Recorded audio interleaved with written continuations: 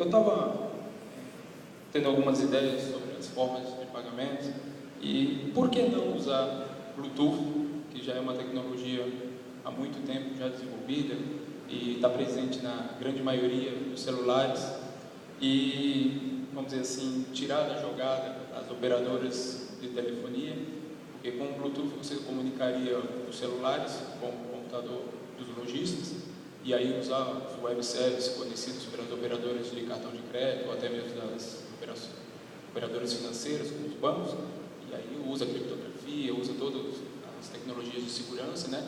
E aí, com isso, você já tem, vamos dizer assim, tirar essa dificuldade de novos celulares que vêm com chips, que vêm com outras tecnologias, já colocar isso em prática, né? Quer dizer, o usuário já chegaria, teria lá a comunicação, teria um app que ele baixaria gratuitamente.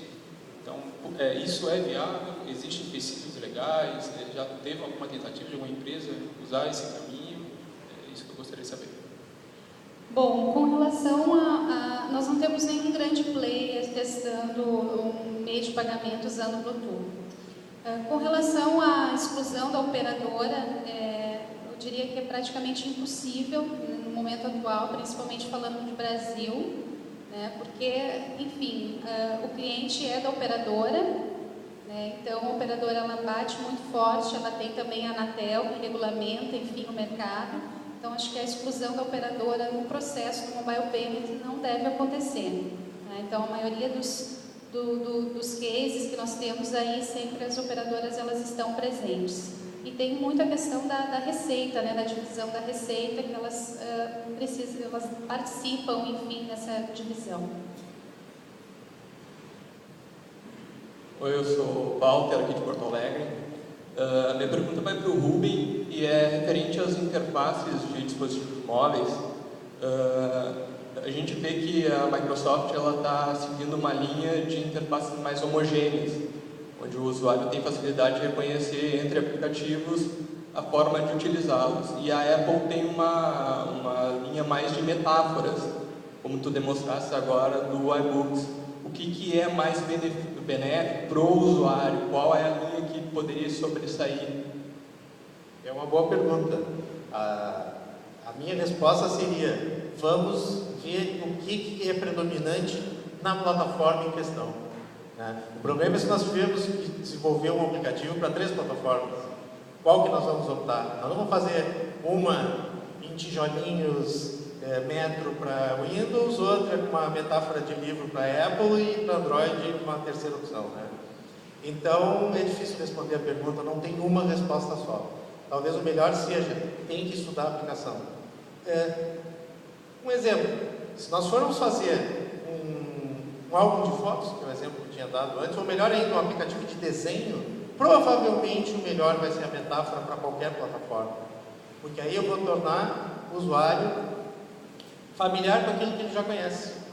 Então ele já conhece o botão que na verdade, em vez de ter a forma de botão, tem a forma de um lápis, né? Ou tem a forma de uma borracha, assim por diante. É difícil responder para um caso só. Tu tem um caso específico em mente? Não, só uma pergunta genérica.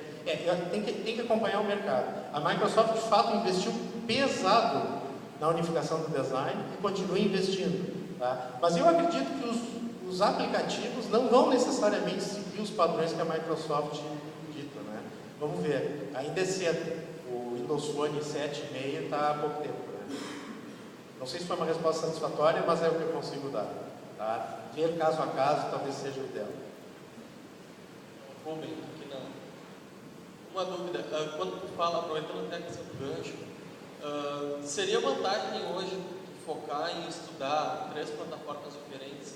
Daqui a pouco vai que surge uma nova no mercado que entre com a mesma força da Microsoft, que custa pesado, ou vale mais a pena focar em um HTML5, por exemplo, já que está trabalhando com web service, que está fazendo essa conexão, por que não trabalhar com um browser que é unificado e que vai funcionar para todo mundo da mesma forma? Tu vai ter, tá certo, tem a questão da limitação de acesso ao sistema operacional, isso é verdade, mas daqui a pouco não vale mais a pena investir em uma unificação, de repente, pelo menos na parte visual, e deixar essa questão de lado, ou então até tentar uma modificação, uma forma que vá conseguir acessar a máquina, mas a um ponto que seja abstraída essa questão, sabe? Porque tu está trabalhando com 3 coisas diferentes. Daqui a pouco tu entra na mesma questão de desenvolvimento da desktop. Tu vai desenvolver ou para a Microsoft, ou vai desenvolver para Linux, ou vai desenvolver para Apple. Então desenvolve um web service, desenvolve online, que vai funcionar para todo mundo. Eu acho que o Pedro já deu a resposta. Essa certamente é a melhor resposta para uma situação normal. O que é normal? Na nossa realidade no Brasil, a grande maioria dos sistemas são sistemas de gestão de algum tipo. O Brasil não se destaca na área, por exemplo, de aplicativos de pintura, para ficar naquele exemplo que eu falei, que aí provavelmente teria que ter acesso ao hardware. A gente vai ter que usar acelerômetro, vai ter que usar, sei lá, que outros dados ou informações que o sistema operacional te propicia.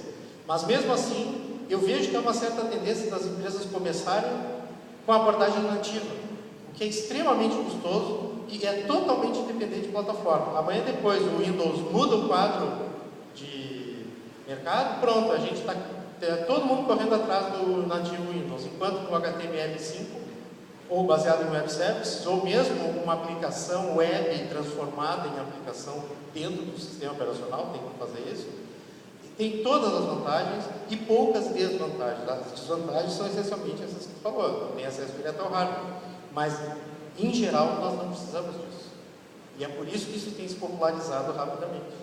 Tá? Seria o equivalente, meu por esse exemplo, a gente tentar desenvolver o aplicativo Windows, em vez de usar .NET, vamos tentar usar a API do Windows de baixo nível. Só vai rodar no Windows, não vai rodar no Linux, por exemplo. Isso não tem mais sentido. Né? E é uma tecnologia que ficou para trás. E essa é a minha visão. Perguntas? Mais perguntas? Eu tenho uma pergunta. Bom, primeiro para o Rubem, uma pergunta especificamente, para quem chegou depois, meu nome é Jorge, eu trabalho na Unicinos, eu trabalho com pesquisa na área de computação móvel, na área que chama de computação ubíqua, que integra sistemas de localização, perfis de usuários e outras características na computação móvel para tornar o sistema mais, com melhor usabilidade, essas coisas.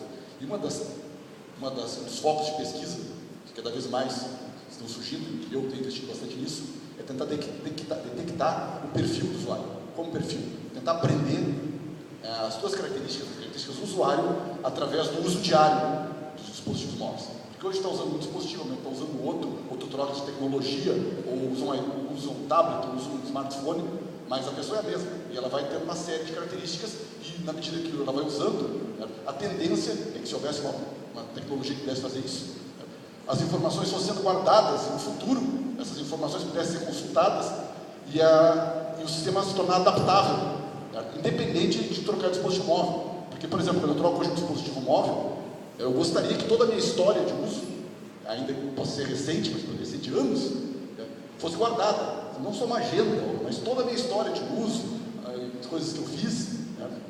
Tu entende? Isso hoje ainda não é uma realidade de mercado.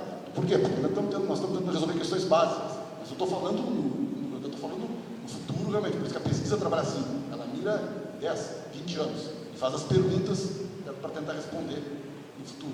Então, a verdade é uma pergunta e um comentário. Se vocês acham que essa é uma tendência, eu pergunto para vocês também, é uma tendência concreta do mundo da computação móvel, certo? Ou seja, que os sistemas móveis fiquem guardando informações sobre nós continuamente, durante anos, de maneira que forme uma base de conhecimento sobre cada uma das pessoas para o futuro, essa base ser consultada e o sistema se tornar amigável, como se fosse como se nos conhecesse. Ao você comprar um dispositivo móvel, aquele dispositivo automaticamente deve nos conhecer, se adaptar, se preparar para nos auxiliar ao máximo possível. Tu achas que essa é uma tendência da usabilidade? Na verdade, se for pensar na nuvem, isso já está acontecendo. O Google já tem um monte de informações, né? Só para dar um exemplo. Então, nós temos os hábitos de uso mapeados pelos operadores da nuvem, digamos assim. Os provedores que estão na nuvem nos fornecendo serviço, eles já têm boa parte desse mapeamento. Mas, como tu disseste, nós ainda estamos precisando arrumar uma casa. A gente ainda tem que convencer os desenvolvedores a não usar mensagens de erro e não usar códigos numéricos. Nós estamos num nível ainda muito primário de problemas para chegar nesse nível de sofisticação. Nós como dissesse, a pesquisa não mira o momento atual, ela está vendo quais são as tendências do que pode acontecer no futuro. Eu acho que se nós tivermos essas informações da nuvem disponibilizadas pelo sistema operacional, ou se o próprio sistema operacional coletar isso, aí eu acho mais viável. Mas que os desenvolvedores em breve se preocupem com isso, na nossa realidade é muito difícil. Acho que primeiro a gente tem que se preocupar com o usuário para começo de conversa, para depois começar a sofisticar mais o nível de preocupação. Guardar essas informações para qualquer aplicação, depois poder usar como se fosse algo teu, independente do que estiver dizendo. Mas isso já acontece, né? Quer dizer, hoje tu vai no Google e o Google mesmo explica isso claramente. Tá? Tu vai ter os resultados da pesquisa já estão sendo modelados de acordo com o teu perfil. E eles deixam isso claro nas informações. Mas ainda é bastante superficial, não fala de algo muito mais sofisticado, algo que você realmente conheça, como se fosse uma coisa que a gente sempre sugere para todos os clientes é que, aí vale para qualquer sistema, principalmente até sistemas web, é que procurem memorizar o estado da interface, ou seja, não só persistência de filtros, persistência de dados, mas também persistência da interface. A resposta que nós temos é quase zero. Tá? Os desenvolvedores, por N motivos diferentes, não querem fazer isso, porque agrega no tempo e tal. Mas nós sabemos como isso simplifica o uso e melhora a usabilidade do aplicativo. Tá? Um dia a gente vai conseguir convencer. Então nós ainda estamos um passo atrás disso. Alguém tem um comentário? Desculpa. Boa tarde a todos. É uma pergunta, na verdade, em relação à usabilidade. Sou Rubem. Não relacionado ao assunto, que é uma outra. A pessoa estava comentando, meu nome é Maguila, sou de Goiás. A minha pergunta é com relação às aplicações que não podem ser colocadas em HTML5, que eu tenho que colocar uma aplicação embarcada mesmo, voltada para o sistema operacional do celular, do smartphone. E a dificuldade que a gente tem é desenvolver uma aplicação que vai rodar bem no Android, no Google Play, ele permite fazer o upload da aplicação, e no iPhone, lá no Store, eles não deixam você colocar devido a algumas regras que a Apple impõe, e isso eu acredito que tira um pouco da liberdade do programador, nem sempre ele é um exímio desenvolvedor de interfaces amigáveis. E eu confesso que estou tendo algum problema, realmente, que a Apple, com dificuldades, impõe algumas políticas que não permitem, sendo que do Android permite facilmente. Como absorver isso? É uma tendência, a gente tem que seguir esse padrão que a Apple impõe, tirando um pouco de liberdade, ou isso é bom, a gente tem que seguir, vai facilitar? Como absorver essa dificuldade, essa diferença de políticas? Até onde eu sei, esses padrões, essas regras que a Apple impõe, não são com objetivos tão nobres, digamos assim, como garantir a usabilidade dos seus produtos. Eles têm, de fato, guidelines de usabilidade, tá? Mas são muito mais restrições comerciais do que pode e que não pode. Por exemplo, não pode mais vender livros online se não passar pela loja da própria Apple. Isso é uma política que mudou do ano passado para cá. Então, eles têm montes dessas, né? O contrato que a gente assina como usuário tem 46 páginas. E, obviamente, ninguém lê. Então, está cheio de restrições. Tá? Mas eu não vejo a Apple mudar essa política tão cedo. Eu não sei se um dia vai mudar. Difícil prever isso, mas eu não vi, pelo menos na imprensa, nenhum comentário que a Apple está pensando numa abertura, algo assim. Muito ao contrário. Cada vez eles vêm com mais regras. Tá? Então, me parece que isso é mais uma oportunidade dos concorrentes. Tá? Porque tem gente que já está meio por aqui com essas limitações. Tá? Só que assim, se a gente vai desenvolver para a Apple, a gente tem que jogar as regras deles, não adianta. Né? Então, se a Apple manda que faça uma série de restrições, então vamos ter que obedecer as restrições, senão nós não vamos entrar na loja da Apple. Qual é a solução que existe para contornar isso? É justamente criar uma aplicação web que não dependa da loja para ser executada. Um bom exemplo, Financial Times. Pega o teu coisa qualquer e baixa o Financial Times. Tu vai ver que na loja da Apple não está, ou pelo menos não numa versão recente, mas vai no site do Financial Times, existe um ícone que vai surgir, uma dialog box que vai surgir apontando para o ícone onde tu faz o download da aplicação via web e ela permanece exatamente como um aplicativo e roda exatamente como um aplicativo, só que ele não passa pela loja da Apple. Dizem eles que foi porque eles vão ter liberdade. Para mim o motivo é mais simples, não vão precisar pagar 30% pela venda da assinatura para a Apple. Tá? Então dá uma olhada, existem casos já de sucesso de aplicações que estão fora da loja da Apple. Essa é a forma prática de contornar. Olá, boa tarde. Amada Linda Sacol da Unicinos. Também trabalho com pesquisa e consultoria na área de tecnologias móveis. A minha pergunta é para o Rubem. A maior parte dos exemplos aí são para usuários finais, não usuários corporativos, né? Usuários internos. Poderias comentar um pouquinho o caso de sucesso e sucesso de sistemas corporativos? Que eu acho que aí existem alguns trade-offs entre a usabilidade e os requisitos que são necessários, por exemplo, para apoiar um trabalho em campo. Então, como é que se equaciona a questão da usabilidade e de dados que o trabalhador móvel, como a gente chama, precisa para operar em campo, por exemplo? Obrigada. É que o que diferencia a aplicação corporativa da aplicação para usuário final, me parece que não são os requisitos nem os princípios de usabilidade, e sim a complexidade dos requisitos. Ou seja, numa aplicação corporativa que tu vai ter mais operações ou mais tarefas a serem feitas, tu pode ter uma complexidade maior. Mas essa complexidade não quer dizer que a gente vai poder fazer uma aplicação mais complicada de usar. Isso é um risco enorme. Né? Continuam valendo os princípios, as pessoas no final são as mesmas. Né? São pessoas. E mesmo nós, desenvolvedores, vamos chamar assim, nós também somos altamente exigentes na usabilidade das nossas interfaces do dia a dia.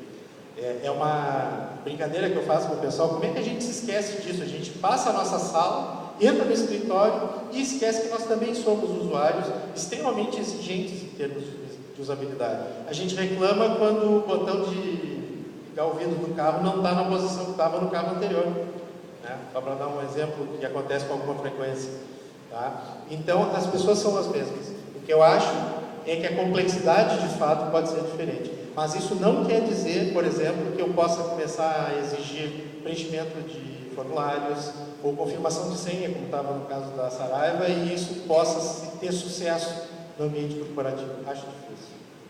Não sei se respondi bem a tua pergunta.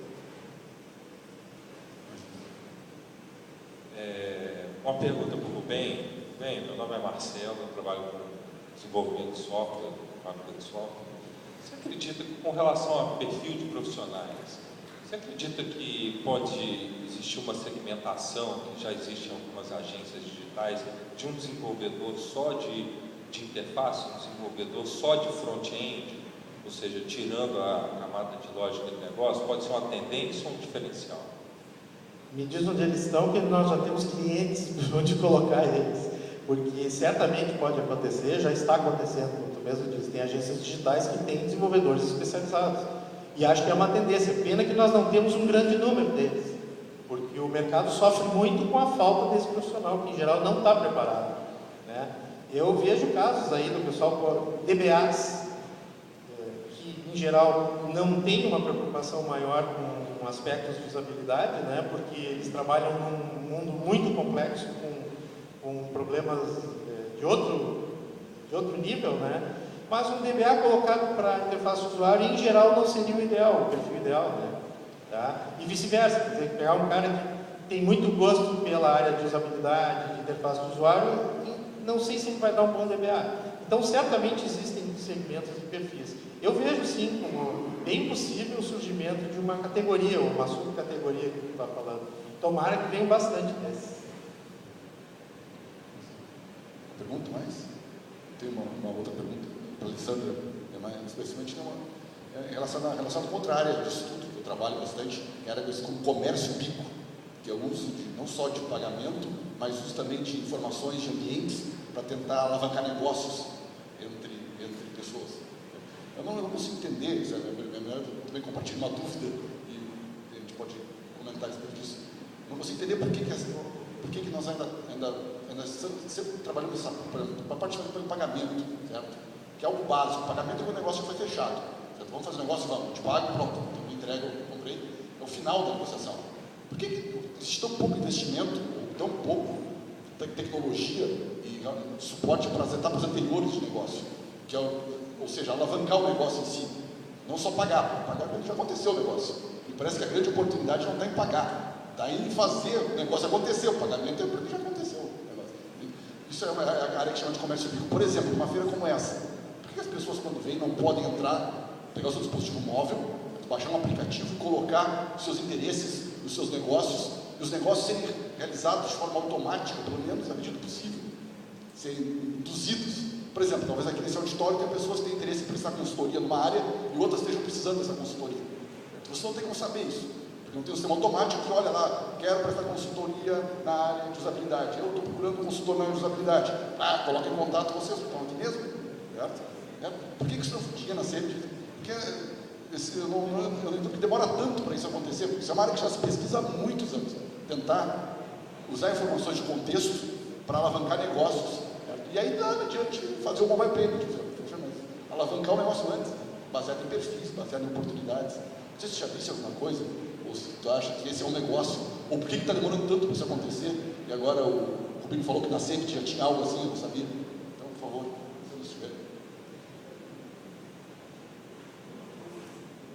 Bom, eu concordo contigo, a gente tem até algumas iniciativas falando um pouco de mobile marketing, né, nessa questão de mapeamento do perfil, conseguir segmentar o interesse, enfim, do usuário. Então, existem algumas iniciativas, mas realmente são poucas, né, e acaba barrando em alguns entraves também de regulamentações e tudo mais. Falando especificamente de mobile, né, por exemplo, usando o mobile marketing. Mas existem algumas iniciativas usando o Bluetooth, né, em alguns shoppings, enfim, que ficam disparando promoções, enfim, para os clientes que estão passando no shopping e estão com o Bluetooth ativado, né? Então, acho que é um encontro, né, do que tu fala. Estou focando bem na parte mobile mesmo, que é nossa área de atuação.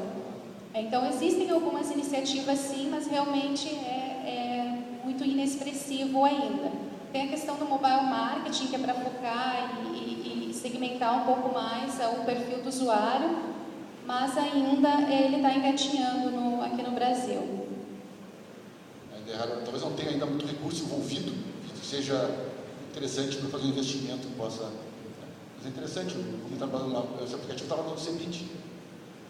Legal? Não, ainda nessa tua pergunta para a Alessandra, será que isso não acontece porque o potencial de mercado dos meios de pagamento é tão grande como tu mostrou? Com certeza, né? Tem uma fatia de mercado muito grande e só as empresas que estão investindo nisso são grandes players, né? A gente tem aí Google, né, que é a gigante da tecnologia, então eles não estão investindo porque, né, tem uma fatia muito grande de receita aí que eles querem abranger. Talvez também tem que se vencer essa primeira etapa, de nós ter essa negociação confiável, pagamento, para aí também buscar a questão de negócio.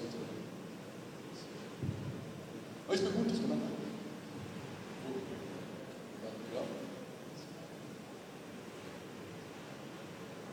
Aproveita, temos tempo.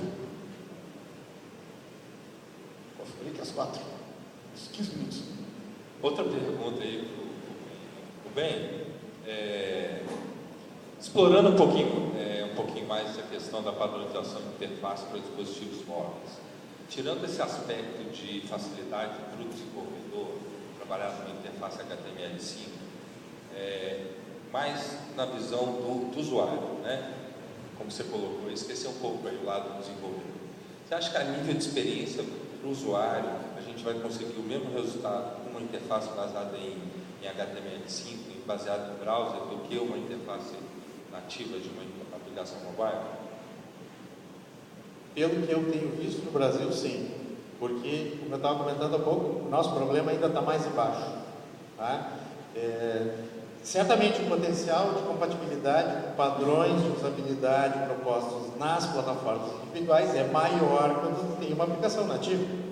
Mas, como nós ainda estamos resolvendo problemas primários, eu apostaria muito mais no tempo de desenvolvimento para aprimoramento de uma plataforma com 3 saídas, digamos assim, que seria o HTML5, do que tentar desenvolver ao mesmo tempo 3 plataformas, cada uma com seus problemas e especificidades, que vai ser um custo talvez proibitivo.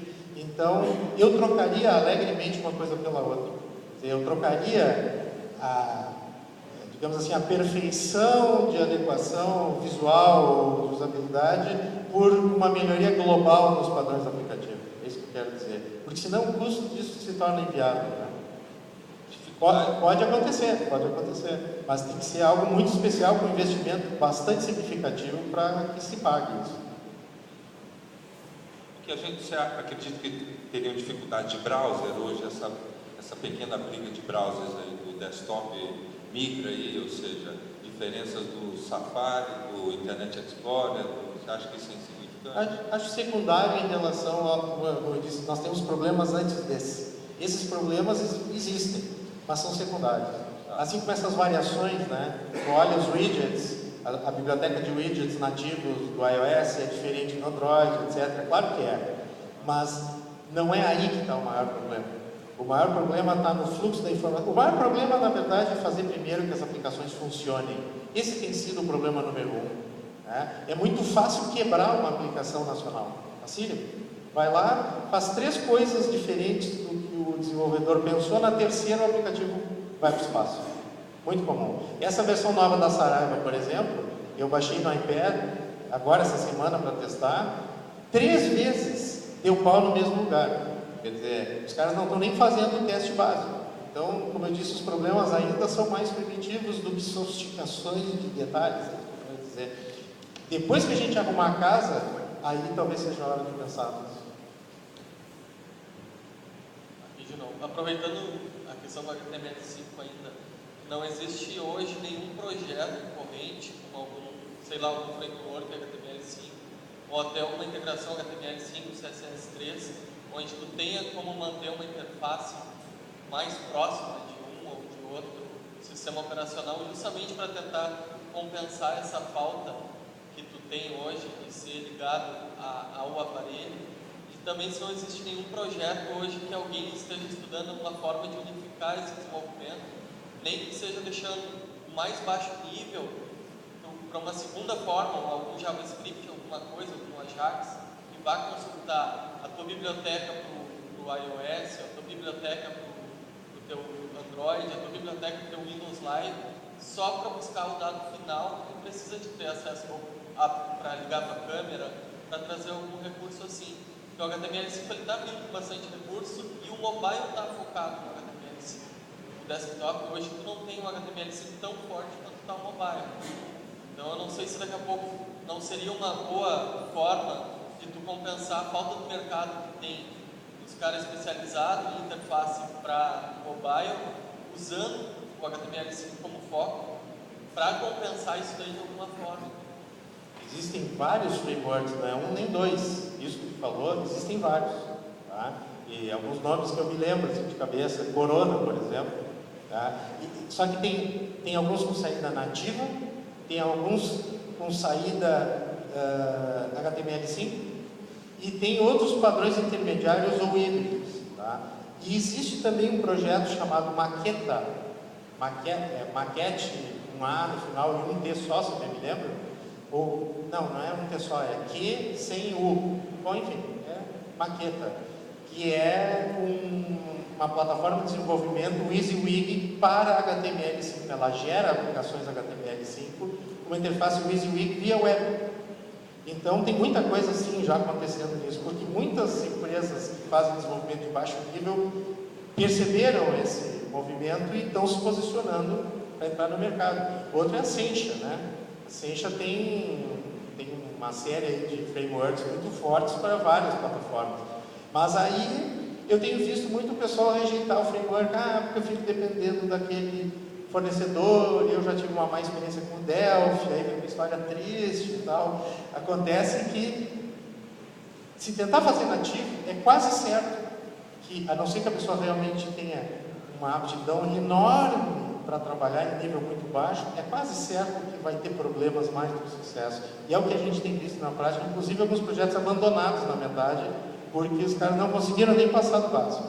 Então, certamente o framework não é que é uma garantia, mas é muito mais provável ter sucesso, porque tu já vai partir de um patamar mais elevado. E tu vai te preocupar com o quê? Com o teu sistema, com as regras de negócio, com os teus dados, com as tuas informações, que é o que deveria ser o foco. Né? Em vez de te preocupar com widgets, com telas, com scroll e outras problemáticas que são de nível muito baixo. Ajudando e completando, eu uso Sentia, tanto na WestJS como WestDutch, e realmente é um ótimo framework. Ele é código fonte aberto, então não se preocupe se ela falir, você pega e continua o código deles. Usam HTML5, CSS3, JavaScript, e como resultado final, além de sair uma bela plataforma, você pode usar o PhoneGap. Não sei se você conhece esse projeto, que é para PhoneGap. PhoneGap, GAP. Isso. Que é para você, como resultado final em HTML5, CSS, você gerar o código nativo para iPhone, BlackBerry, Windows Phone ou até o Android. Então, quer dizer, ele tem até uma solução cloud, né? Você não precisa nem instalar nada, você cria todo o seu sistema, joga lá no cloud dele e ele já te dá os apps finais. Claro, tem a versão pública e a versão comercial paga, é interessante. Agora, voltando a Alessandra sobre as formas de pagamento, existem linhas alternativas que facilitam. Por exemplo, eu vejo, o PayPal, eu vejo pagamentos online, tudo bem, modelo web, mas que se utiliza nos smartphones, nos tablets, para você não obrigatoriamente estar vinculado a uma operadora, que você consegue, no final ele paga com cartão de crédito que seja, com o crédito que ele tem no PagSeguro e etc. Né? A própria Cielo, né, tem um aplicativo no iPhone e ela não tem vínculo nenhum com nenhuma operadora. Né? Você paga com cartão, literalmente, ali. E aí a questão de legislação, por exemplo, eu poderia inventar uma forma de pagamento, teria uma proibição legal de eu ir lá e criar um sistema, fazer toda uma arquitetura e convencer empresários a investir e a se credenciar comigo, por exemplo? O governo ele lançou no ano passado, existe um projeto de lei que está tramitando, não está aprovado ainda, para regulamentar a questão dos pagamentos móveis, né, fomentar esse mercado. Então, respondendo a pergunta, sim, você pode criar um modelo de negócio agora, né, e submeter, enfim, a investimentos e divulgação. Um que foi lançado há pouco foi o PagSeguro. Ele lançou também agora um aplicativo para pagamento móvel, que também não tem a intervenção da operadora.